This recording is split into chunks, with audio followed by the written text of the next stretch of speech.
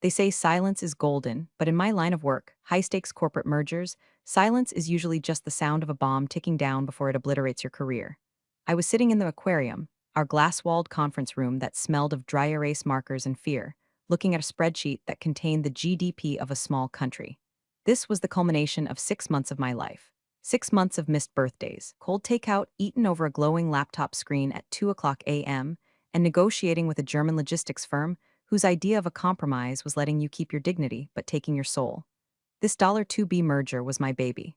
I had birthed it, nursed it, and was about to send it off to college. I was the merger strategy coordinator, a title that sounds impressive, but essentially means professional janitor for executive egos. I adjusted my glasses, double-checking the EBITDA projections on slide 42, knowing that one decimal point in the wrong place could cost us 8 figures. It's funny how people think corporate life is like the Wolf of Wall Street, all cocaine and chest thumping. Speaking of thumping chests and wild stories, if you want to see how this train wreck unfolds, do me a small favor and hit subscribe and maybe upvote. It helps more than a stiff drink right now, thanks. In reality, it's mostly fluorescent lights and trying not to scream when a man who makes 10 times your salary asks how to convert a PDF. The door to the aquarium swung open, and the air pressure in the room seemed to drop. David, our CEO, walked in. David is the kind of guy who thinks synergy is a verb and wears loafers that cost more than my first car. But he wasn't alone. Trailing behind him, clicking on the hardwood in 4-inch Laubautins, was Lacey. Lacey. She was the VP's daughter, 24 years old. She had a degree in art history from a university that accepts people based on the donation wing of their library, and her LinkedIn bio listed her skills as social media evangelist and vibe curator. She looked like she had just stepped out of a filtered Instagram story, perfect blowout, teeth so white they were a traffic hazard, and an outfit that screamed I'm here to disrupt, mostly because it violated the dress code in 3 different ways. Claudia, good, you're early, David said, flashing that shark-like smile that never reached his eyes. He didn't sit down. That was a bad sign. When they don't sit, they're about to drop a bomb and run. I'm always early, David. The Germans are expecting the preliminary diligence report by noon EST. I'm just finalizing the risk assessment on their Asian supply chain, I said, my voice steady. Prided myself on my voice. It was the voice of a woman who knew where the bodies were buried because she had dug the holes. Right, right. The boring stuff, David waved a hand dismissively. Look, Claudia, we've been thinking, this merger, it's big. It's international. It needs a face. A youthful, dynamic energy to show the market we aren't just a legacy firm. My stomach turned over. It felt like I had swallowed a handful of ice cubes. I wasn't aware we were rebranding, David. I thought we were acquiring a logistics empire. We are, Lacey chimed in. Her voice was high, breathy, the kind of voice that made you want to check if your own ears were popping. But Daddy, I mean David, thinks we need to energize the client side.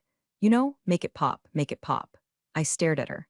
She was holding a violently pink iced coffee that was sweating onto the mahogany table. I had spent 3 weeks arguing about amortization schedules with a terrifying Bavarian man named Gunther, and she wanted to make it pop. So, David continued, avoiding my gaze by studying a smudge on the glass wall. We're bringing Lacey on as co-lead for the final phase. She'll handle the client-facing interactions, the dinners, the vibe checks. You'll stay on the back end, obviously, handling the paperwork. Paperwork. He called the structural integrity of a $2 billion deal paperwork. David, I said, carefully placing my pen down. It was a heavy metal pen. I briefly imagined jamming it into the drywall. With all due respect, the lead investor is Arthur Vane. He is 70 years old, notoriously reclusive and hates vibes. He cares about numbers. He cares about competence. Bringing in someone with less experience at this stage is a risk. Lacey laughed. It was a tinkling, condescending sound. Oh, Claudia, you're so intense. Arthur Vane is just a person, right? People by people. I checked his grandniece's TikTok and he totally bought her a pony last year. He has a soft side. We just need to tap into that. I looked at David. He was nodding, entranced by the shiny object he had brought into the room. Lacey's right, Claudia. We need to modernize. You're great at the nuts and bolts. But Lacey, she's the polish. She's the co-lead starting today. Get her up to speed on the deck before the preliminary Zoom call tomorrow. Co-lead, I repeated. The word tasted like ash. Yes, and Claudia? David paused at the door, one hand on the handle, ready to escape the atmosphere of suppressed rage I was generating. Let's try to be a team player. Lacey represents the future of this company. They left. The click-clack of Lacey's heels echoed down the hallway, fading into the hum of the office. Sat there for a long time. The spreadsheet on the screen stared back at me. Columns and rows of logic, order, and truth. And outside that door, a world of nepotism and chaos was gathering to storm the gates. I looked at the cell E14, projected liability. The future of the company, I whispered to the empty room. I didn't scream. I didn't throw my laptop. I didn't cry. Crying ruins your makeup, and unlike Lacey, I didn't have a team of stylists on retainer. Instead, I did what I always do. I saved the file. I closed the laptop, and I started to think if they wanted Lacey to be the face of the deal, fine. I would let her be the face.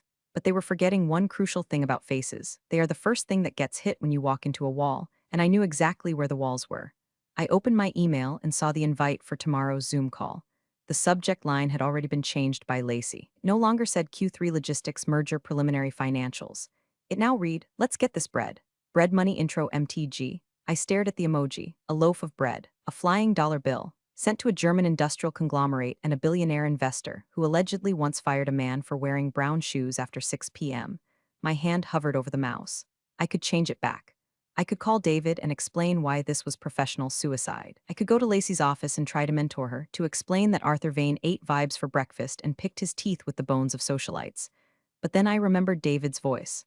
The boring stuff, paperwork. I withdrew my hand. I let the subject line stay. "Okay, Lacey," I murmured, picking up my lukewarm black coffee. "Let's get this bread." The war hadn't started with a bang. It started with a bread emoji, and I was about to watch the gluten intolerance of the century kick in. The next morning, the aquarium felt less like a conference room and more like a gladiatorial arena where the lions were starving and the gladiator was armed with a selfie stick. We were 5 minutes out from the Zoom call. I was wearing my charcoal-structured blazer, tailored, severe, professional. Lacey was wearing something that looked like a neon green cropped straitjacket. Okay, so Lacey was adjusting her ring light, which she had clamped onto the top of the boardroom monitor. When they log on, should I lead with a joke? Icebreakers are huge right now. Maybe something about how German sounds like angry gargling? No, too aggressive. Maybe just a classic Guten Tag, y'all? Lacey, I said, my voice devoid of emotion. These are representatives from Vane Capital and the Mueller Group. They don't want icebreakers. They want to know why the operating expenses in the Munich plant increased by 4% in Q2. Lacey rolled her eyes, checking her reflection in the darkened screen. "You worry too much, Claudia." David said to bring energy. "I'm bringing energy." The screen flickered to life. The pixels arranged themselves into the terrifyingly high-definition faces of the Mueller team. There sat Gunther, looking like a granite statue that had recently learned to frown, and two of Arthur Vane's senior analysts, who looked like they were bred in a laboratory for the sole purpose of finding tax loopholes. "Good afternoon," Gunther said. His voice sounded like a heavy door closing in a mausoleum. "We are ready to proceed with the financial alignment." Everyone. Lacey waved at the camera with both hands. "I'm Lacey. I'm the new co-lead for the vibe of this whole thing. Can we just say how excited we are to be merging with you guys? It's going to be literally iconic." Silence. Absolute vacuum-sealed silence. On the screen, one of Vane's analysts adjusted his glasses. Gunther didn't blink. "Iconic," Gunther repeated, tasting the word like it was spoiled milk. "Frau Lacey, we are here to discuss the EBITDA adjustments." "Right, the abadabba stuff." Lacey laughed nervously. She looked at me, panic flaring behind her eyes for a millisecond before she plastered the smile back on. "Claudia, pull up the deck." I shared my screen. The spreadsheet appeared, clean, precise, beautiful. "Okay," Lacey said, squinting at the numbers. "So, as you can see here, the money coming in is good. We have a lot of synergistic velocity happening in the green columns." Synergistic velocity. I physically felt a blood vessel in my eye twitch. "Excuse me," the Vane analyst interrupted.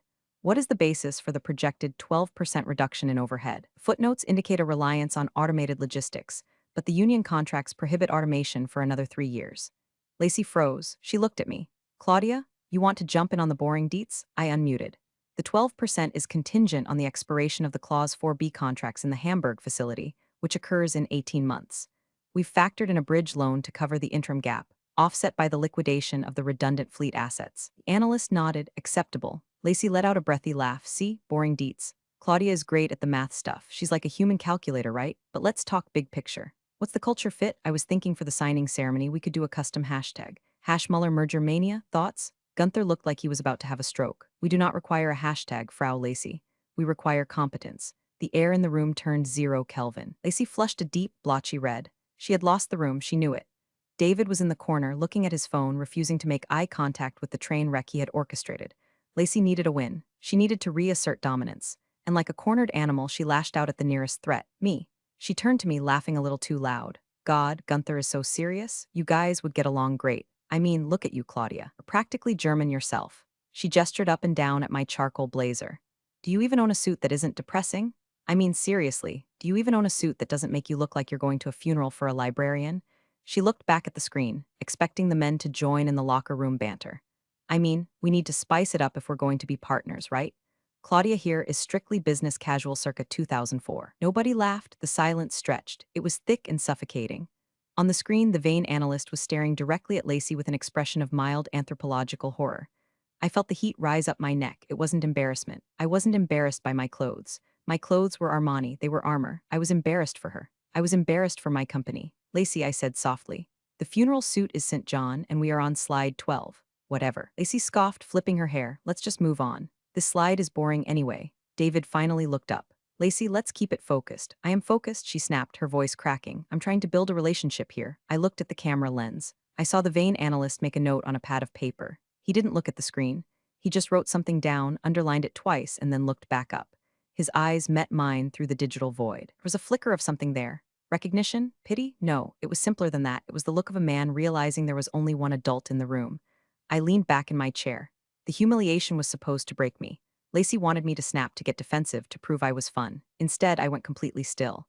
Do I own a suit? I thought. Oh, Lacey, you have no idea what I own. I own the data. I own the history.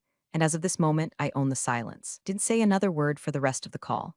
When Lacey floundered on the currency exchange rates, I drank my water. When she promised a delivery timeline that was physically impossible, I took notes. The bridge was burning. And I decided, right then and there, that I wasn't going to be the one holding the hose. In the corporate world, there is a distinct difference between quiet quitting and what I was doing. Quiet quitting is passive. It's doing the bare minimum to not get fired. What I was engaging in was strategic withdrawal. It's the act of removing the load-bearing walls of a building you designed, stepping outside, and waiting for gravity to do its job. For the next 2 weeks, the office became a theater of the absurd. Lacey, emboldened by David's refusal to reprimand her, turned the merger prep into a sorority rush week. She ordered custom cupcakes with the Vane Capital logo on them, which arrived looking like gray blobs. She scheduled brainstorming sessions that were just her reading motivational quotes from Pinterest. I attended every meeting. I arrived 5 minutes early. I sat in the same chair, and I contributed exactly nothing beyond what was explicitly asked of me. Claudia, what do you think about this font? Lacey would ask. It is legible, I would reply. Claudia, should we invite the client to a mixology class? That is a decision for the co-lead. I stopped correcting her grammar in emails. I stopped reminding her of time zone differences. When she scheduled a call with the Tokyo team for 3 a.m. their time, I simply accepted the invite and waited for the angry emails to roll in. David noticed the silence. He stopped by my desk on a Tuesday looking harried. His tie was crooked. Claudia, you're quiet lately. Everything okay with the prep? Lacey says you're being distant. I'm just letting her lead, David. Like you asked, I'm handling the back end. Right, good, good. He shifted his weight. She's doing great, right? A few growing pains, but the client seems engaged. They are certainly paying attention, I said. It wasn't a lie. Watching a car crash is a form of engagement. While Lacey was busy picking out playlist songs for the closing dinner, I was operating on a different frequency. My laptop screen was angled away from the door, and my personal email was open. I had spent 6 months building a rapport with Arthur Vane's executive assistant, a woman named Alina. Alina was 60, British, and terrifying. We had bonded over a shared hatred of reply all chains and an appreciation for forensic accounting. Subject, regarding the Q3 projections to Alina Rigby at Vane Capcom. Dear Alina, I hope the weather in London is tolerable. Please find attached the updated risk assessment models you requested. Note that these figures differ from the ones circulating in the official slide deck. I believe in accuracy over optimism. Best, Claudia. The reply came 3 minutes later. Dear Claudia, Mr. Vane has reviewed the attachment. He notes the discrepancy in the liquidity ratios. He asked me to convey that he values sanity in an asylum. We are looking forward to the final strategy session. He will be attending personally. He also asks if the co-lead is still insisting on the bread emoji. Regards, E. I allowed myself a microscopic smile. Sanity in an asylum. That was the validation, they knew. The investors weren't stupid. People like Arthur Vane didn't become billionaires by falling for vibes. They were watching the show, but they were reading my subtitles. Lacey walked by my glass wall, talking loudly on her phone. No, tell the caterer we need vegan options for the Germans. Do Germans eat vegan? Whatever, just get pretzels. She tapped on my glass with a manicured nail, winked, and kept walking. I looked at the sent folder on my screen. I wasn't just working for the company anymore. I was working for the deal, and the deal had nothing to do with David or Lacey. It had a life of its own. The withdrawal was complete. I had removed myself from the blast radius. Now, all that was left was to wait for someone to light the fuse. And as it turned out, Lacey brought her own matches. The fumble happened on a Thursday, 3 days before the final strategy session.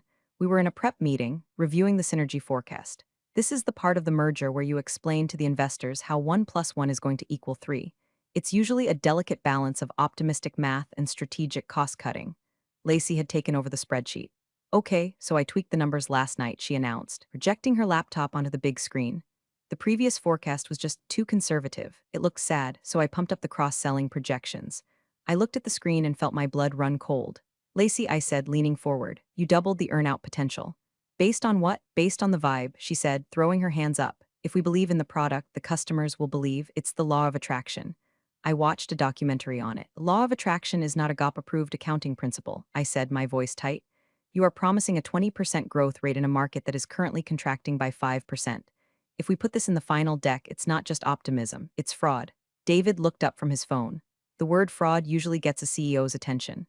Whoa, Claudia, that's a heavy word. Lacey, explain your thinking. I just think we need to show confidence. Lacey whined. Claudia is trying to sabotage the energy. She wants us to go in there and say, oh, we might make a little money. No, we are going to crush it. And if we miss the targets later, we'll just pivot. That's what startups do. We are not a startup, I said. We are a publicly traded company. And if you present these numbers to Arthur Vane, he will shred you. He knows the market cap better than you know your horoscope. David, Lacey looked at her father's friend with pleading eyes. She's doing it again. She's being a hater. David sighed. He looked tired. He looked like a man who had made a bad bet and was doubling down because he was too proud to fold. Claudia, let's meet in the middle. Lacey, maybe tone it down by 5%. Claudia, stop being so rigid. We need to sell the dream.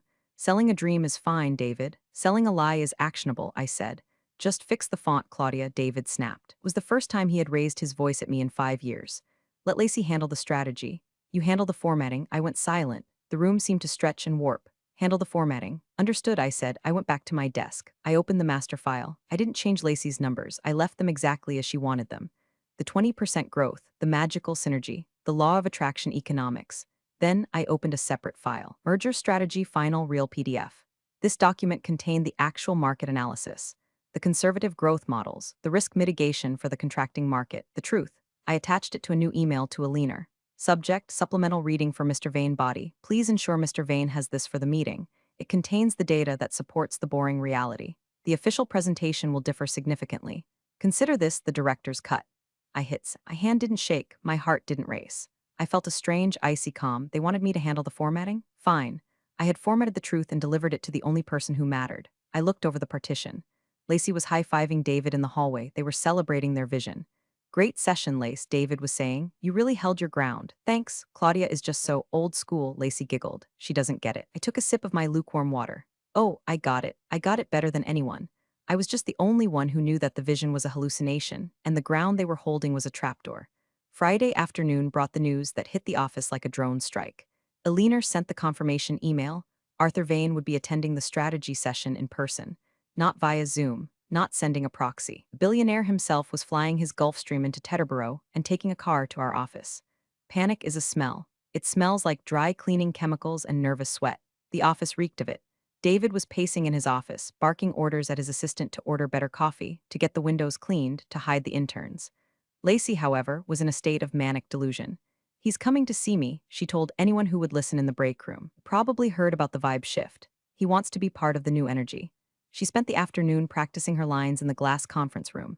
It was painful to watch. She was treating a multi-billion-dollar merger negotiation like an audition for a reality TV show. So Arthur, can I call you Artie? The synergy here is basically explosive, she rehearsed to an empty chair. She checked her notes. Reverse vesting. Yes, we are reverse vesting the assets. I sat at my desk 20 feet away listening. Reverse vesting the assets. That meant absolutely nothing. It was word salad. I wasn't panicking. I was preparing. I had my director's cut presentation, but I knew Arthur Vane. He was old school. He liked paper. He liked to hold the numbers in his hand to feel the weight of the logic. At 7:00 p.m., the office was mostly empty. Lacey had left to get a pre-game facial. David was still in his office, probably drinking scotch. My phone buzzed, a text from an unknown number. Courier is downstairs, blue sedan, ask for the package for a. I grabbed my purse and walked to the elevator. My heart gave a single, hard thump against my ribs. This was the point of no return. Down in the parking garage, the air was cold and damp. The blue sedan was idling in the corner. I walked over. The driver rolled down the window. He didn't look like a courier. He looked like private security. ID, he asked. I showed him my badge. For a, he asked. For a, I confirmed. I handed him a thick manila envelope. Inside was the printed copy of the real strategy. No logos, no fluff, just the raw data I had compiled, bound in simple black plastic. He asked for a physical copy, the driver said, taking the envelope. He doesn't trust screens, says they lie. He's right, I said. The window rolled up. The sedan glided away into the night. I stood there in the concrete silence of the garage. I had just handed confidential company data to a third party. Technically, it was corporate espionage. Technically, I could be sued into oblivion, but morally, I was saving the deal. I was saving the employees who would be laid off when Lacey's synergy failed to materialize. I was saving the legacy of the work I had done. I went back upstairs. David was leaving his office. He looked haggard. "You're still here, Claudia?" he asked. Surprised, "Just tidying up some loose ends," I said. "Good. Look, about tomorrow, Lacey is nervous. Just be there for her, okay? If she stumbles, catch her, but let her shine."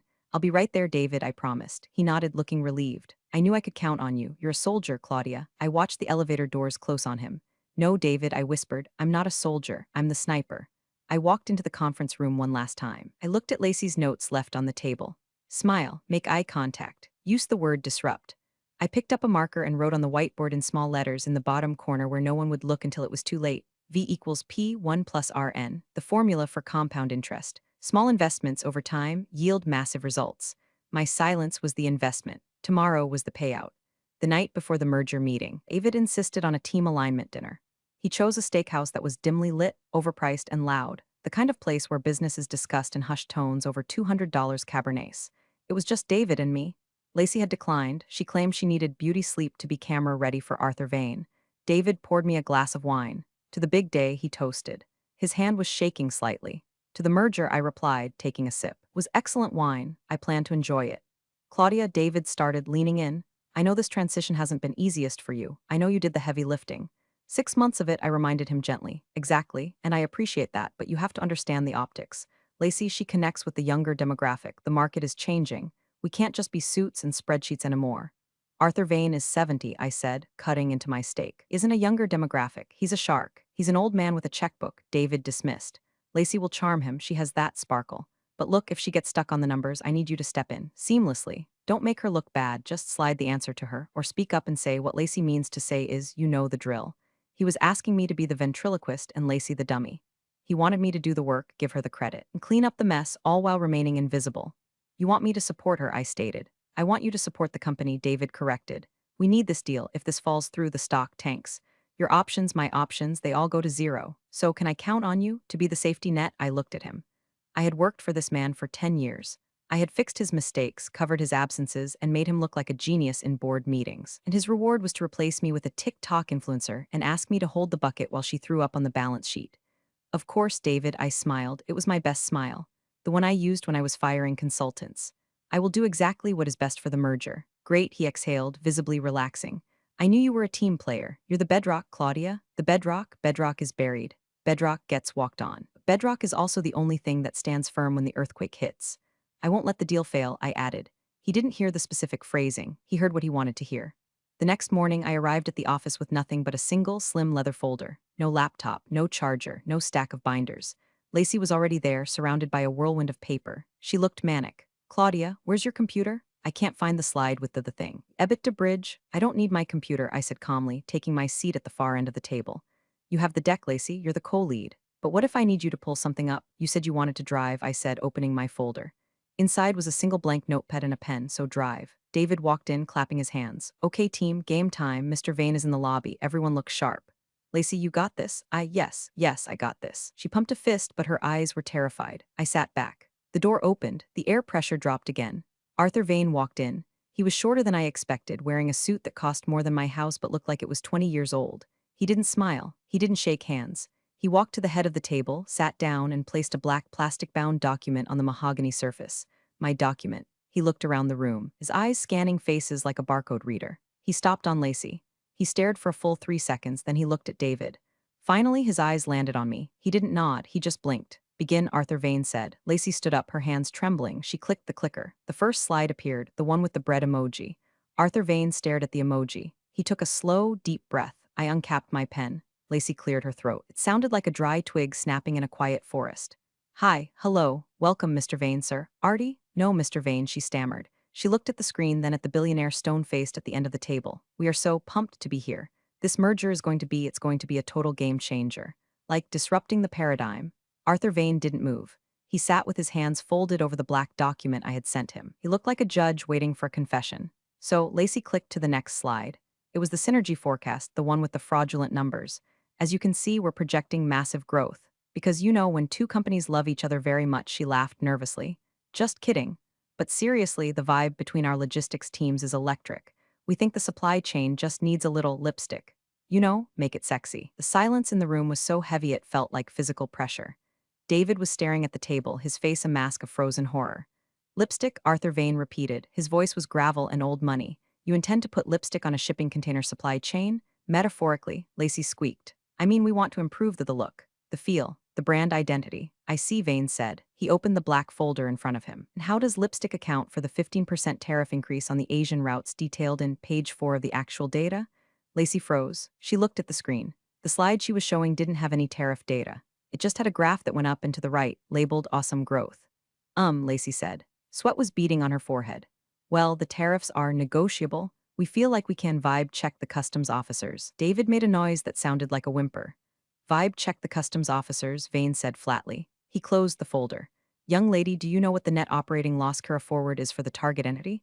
Lacey looked at me. Her eyes were wide, desperate, pleading. This was the moment, the safety net moment. Help me, save me. I think my colleague Claudia has the boring details on that, Lacey said, forcing a smirk, trying to regain her cool girl composure. Claudia loves the dusty stuff. Claudia? She gestured to me like I was a prop. I sat there. I didn't look at Lacey. I looked directly at Arthur Vane. I didn't reach for a laptop. I didn't scramble for papers. The net operating loss carry forward is $42.5 million, I said. My voice was calm, clear, and projected to the back of the room. However, due to the Section 382 limitation, it can only utilize approximately $3.1 million annually. This extends the tax benefit realization period to 14 years, which impacts the NPV of the deal by roughly 8%. Lacey blinked. David's head snapped up. Furthermore, I continued, not breaking eye contact with Vane, regarding the tariffs you mentioned. The 15% increase is mitigated by the supplier contracts in Vietnam, which I renegotiated 3 months ago to include a duty-sharing clause. That saves us $12 million annually, effectively neutralizing the tariff impact. I recited the numbers from memory. No notes, no slides, just facts. And as for the lipstick, I added, allowing a fraction of dryness into my tone, we aren't rebranding the containers. We are optimizing the cubic utilization rates. We don't need them to look sexy. We need them to be full. Arthur Vane stared at me. For the first time, the corner of his mouth twitched. And the earning projections? He asked, tapping the black folder. This document says 4% growth. The screen says 20%. The screen, I said, glancing briefly at Lacey's neon nightmare, is a theoretical best-case scenario based on unverified optimism. The document in front of you is the mathematical reality based on market conditions. Lacey made a sound like a deflating balloon. But the law of attraction, she whispered. Mathematics does not care about your attraction, Vane snapped, not looking at her. He kept his eyes on me. Go on, tell me about the debt covenants, and I did. For 20 minutes I conducted a symphony of finance. I walked him through the debt structure, the amortization, the labor unions, and the integration timeline. I didn't stutter. I didn't use buzzwords. I spoke the language of money, and Arthur Vane was listening. Lacey stood there, clicker in hand, slowly fading out of existence. She was a ghost in her own meeting. David was pale, realizing that I wasn't saving Lacey. I was burying her, and I was doing it with the shovel he had handed me. When I finished speaking, the room was silent again. But this time, it wasn't the awkward silence of failure. It was the respectful silence of a courtroom after a verdict has been read. Arthur Vane sat back in his chair. He took off his glasses and cleaned them with a silk handkerchief. He looked at the screen where Lacey's "Let's get this bread" slide was still glowing mockingly. Then he looked at David. David, Vane said softly. Yes, Arthur? David's voice was an octave higher than usual. You have wasted my time. David flinched. Arthur, I assure you Lacey is she's learning the ropes, she has a fresh perspective. Vane stood up. The chair scraped loudly against the floor. I do not pay billions of dollars for fresh perspectives on how to bankrupt a company. I pay for competence. He pointed a finger at Lacey. It was a gnarled, terrifying finger. Get her out of here. She is a liability. If I see her on this deal again, I am pulling the capital. Immediately, Lacey gasped. Tears welled up in her eyes. But my vibe out, Vane barked. Lacey looked at David. David looked at the floor. She let out a sob, grabbed her purse, and ran out of the room. The click-clack of her heels was erratic, stumbling. Vane turned to me. The harshness in his face softened just a fraction. You, he said. I stood up. Yes, Mr. Vane, you sent the package? I did. Risky move, he said. Could have been fired. Better to be fired for competence than retained for fraud, I replied. He actually smiled then. It was a dry, rusty thing, but it was there. I only deal with her. He said to David, pointing a thumb at me, her or nothing. If she isn't the lead on this, the sole lead, the deal is dead. Do you understand? David looked like he had been slapped with a wet fish. He looked at me, seeing me for the first time in years, not as the furniture. not as the bedrock, but as the boss. Yes, Arthur, of course. Claudia is she's the lead, absolutely. Vane buttoned his jacket. Good, we finish this tomorrow. Claudia, bring the real deck. Leave the emojis at home. Understood, I said. Vane walked to the door. He paused and looked back at me. He looked at my charcoal blazer. Nice suit, he said, professional. Then he walked out. The door closed. David and I were alone in the aquarium. The fan of the projector hummed overhead. David slumped into his chair. He put his head in his hands.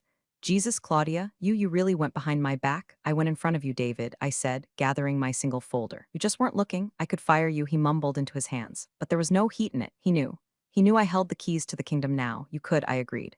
But then who would explain the Section 382 limitation to Arthur Vane? David lifted his head. He looked old, defeated. Lacey is going to be devastated. Lacey is going to be fine, I said. She has her vibes. I have work to do. I walked to the door. I didn't slam it. Didn't need to. The quiet click of the latch was the loudest sound in the world. 1 week later, the office was different. The vibe had shifted, but not in the way Lacey had predicted. It was quieter, sharper. Lacey had been reassigned to a satellite office in Florida to spearhead brand activation, which is corporate code for go away and play on Instagram where you can't hurt the P and L. Her desk was cleared out. The pink coffee stains were scrubbed from the mahogany table. I sat in the aquarium. The glass walls didn't feel like a cage anymore. They felt like a cockpit. David had announced my promotion on Monday, VP of Strategic Mergers, a corner office, and a significant equity bump. He hadn't looked me in the eye when he did it, but he signed the papers. That was all that mattered. A courier arrived around 10 o'clock a.m., a small, heavy package for me. I opened it. Inside was a bottle of vintage scotch, older than Lacey, and a handwritten note on thick, cream-colored cardstock. Claudia, thank you for not playing games. We trust you. The deal closes Friday. A vain P.S. Aliner says hello. I smiled. I put the note in my drawer, right next to the Let's Get This Bread slide that I had printed out and kept as a memento. A reminder of what happens when you mistake confidence for competence. Later that afternoon, the HR director stopped by. Claudia, just checking in. We have some new interns starting next week. David wanted to know if you wanted to mentor one. Maybe someone with fresh energy? I looked at her over the rim of my glasses. No, I said, send me the one who knows how to use Excel, and tell them if they use an emoji in a subject line, they're fired. Right, got it, she stammered and retreated. I turned back to my screen. The spreadsheet was open. The numbers were black and orderly. The chaos was gone. People think revenge is screaming. They think it's slashing tires or leaking photos. But in my world, revenge is success. Revenge is being the person they can't afford to lose. Revenge is sitting in a room full of people who doubted you and watching them realize that you are the only thing keeping the roof from collapsing on their heads. I took a sip of my coffee. Black, no sugar. I adjusted my blazer. It was a new one, St. John, sharp enough to cut glass. Do I own a suit? I whispered to the empty office, a ghost of a smile playing on my lips. Honey, I don't just own the suit. I own the strategy. I own the room. And now, I hit the enter key on the final merger document. I own the deal.